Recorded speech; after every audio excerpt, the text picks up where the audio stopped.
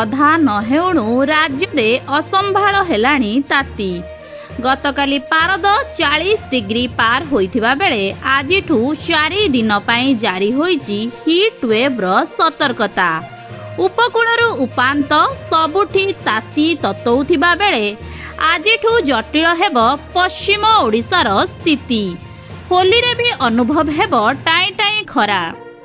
मार्च 13 रु 16 तारिख पर्यंत 4 दिन पई येलो सह ऑरेंज वार्निंग जारी करिछि आंचलिक पाणीपाग केन्द्र भुवनेश्वर।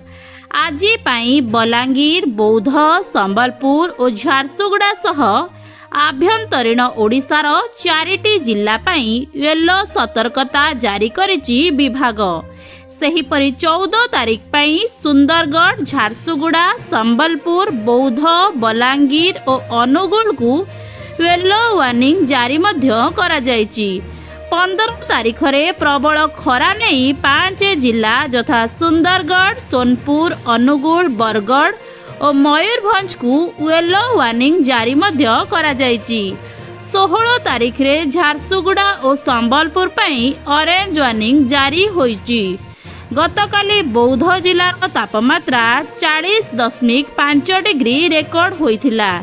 सेहीपरि अन्य 12टी सहरर तापमात्रा 38 डिग्री उपरे रहिथिला।